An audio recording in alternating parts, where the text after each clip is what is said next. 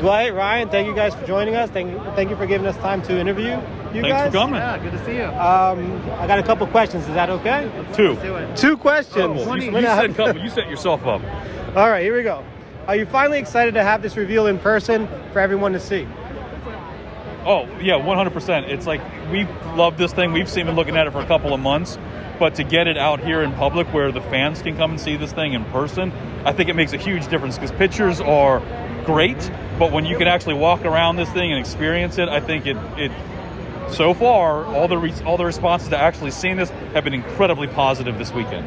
Yeah, I think it's a couple of things. It's the size, but also the detailing. You know, the car is pretty much fully painted, which really comes across, and then the electronics too, which is, it's a nice to have, but you know, you can see we've got a lot of LEDs in it, and we're still working on the programming, so it's not quite final, but it kind of just gives you an idea of how cool it would, you know, hopefully look on your shelf at the end of the day. Awesome. The paint looks amazing in person. That's one of the first things that when I saw it, I was like, wow, this is something that looks completely different compared to the renders. Yeah. Not completely different, but it makes a big impact. Anything that you want the audience to know about with the paint apps? Well, like Ryan said, the car will be fully painted, so it won't just be molded black. It'll have a nice metallic black finish to it. There's a lot of extra details on the interior, which people can see. We have one of the doors pulled open, so you can kind of see some of the cool stuff inside there as well. This is you know, with the deco and the expense of this type of item, it's a little bit different than what we've done in the past as well. And I'm veering on you a little bit, but like, we've done giant robots. You understand that. Giant Galactus, you get that. When we talk about a car, you're like, well, it's a car. But there's a lot of work on the insides. That's a lot of cost goes in there to make this thing look like a Legends quality thing that I don't think people understand when they're just looking at something from the outside. There's a lot of extra time and money that you don't get the initial credit for when you just look at it. But then when you see it, you're like, oh my God, there's a lot more going on here than I didn't expect. And then the deco on, you know, all of the way it translates onto the smoke risers and all the translucent parts just look really cool when they're all aflame. Yeah, and I think also a veer, but you know, overall, right? Everyone collects what they like. You know, you take a property like Marvel. There's a lot of different lines out there, and I think, you know, for this vehicle, we wanted to put it up to the Legend standard, and that's just kind of the intricacies is what Dwight spoke to. There are lines and offerings that are at a cheaper price point than Legends, and there are ones that are much higher than us, and everything is kind of worth what goes into it, right? So yeah, like to really do this justice with all the details, with the paint, the interiors, you know, get in there, take some photos of all the little pieces that move around.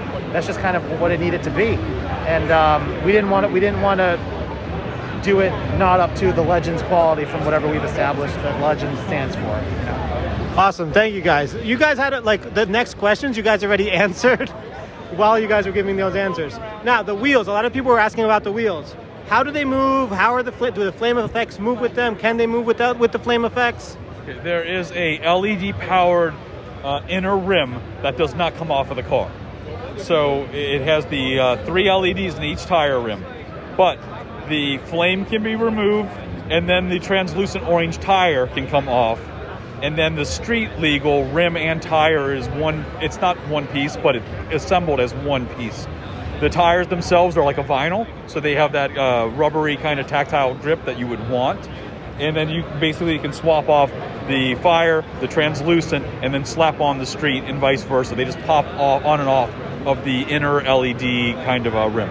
So while the fire, you've got it in the fire mode with the fire accessories, the wheels still roll, and the fire, because the fire is not locked to the wheel, it's locked to that centerpiece, and the wheel turns around. That's great to hear. Yeah. A lot of people were asking about that. We were wondering about that. It was in the render video, but it was like 1 second. And it became like such a big deal, yeah. And then also, the tires are joined in, the front tires are connected so that they both turn together, not connected to the steering wheel, because that would be a whole other thing, but they are kind of, and what's that, the axle? Yeah. What's the, so there's that kind of, but then when it's in fire mode, you can't really turn it because then the fire pieces would get dislodged, but it still rolls, you know, perfectly well with the fire. And then in the street legal, it can roll, and you can turn it, and you can kind of roll it, you know, with the wheels turned kind of as well. Awesome, thanks for answering that. One last question. Are the lights going to be like they are here? Are there going to be any changes? What do you guys? The amount of lights are what you'll see here. We still want to work with our electronic engineering to finesse it. This was a model that had just kind of arrived a few weeks ago, and our team jumped on it to kind of get it convention ready, which means it just stays on for the whole show. But we still want to tweak the LED flickering so it comes off more real fire as opposed to blinking lights. The different tires look different. My favorite tire is the rear left. Okay. That's just the light sequence that's looking the best to me. So we want to try to make sure that they all feel like they're alive, that they all have a more realistic fire movement to them, and that they're not synced with each other, because two things on a fire next to each other would not look alike. Yeah. They have the kind of livingness to it. So we want to try to make sure that it feels that way on your shelf.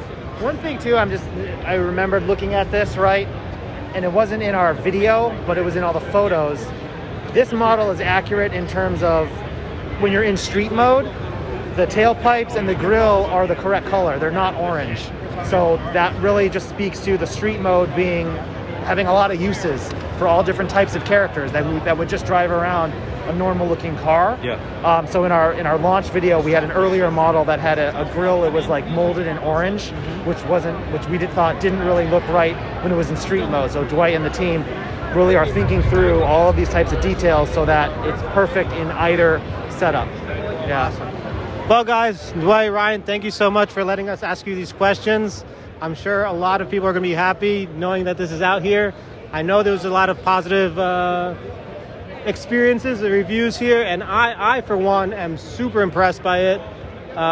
Everybody has to come check it out in person.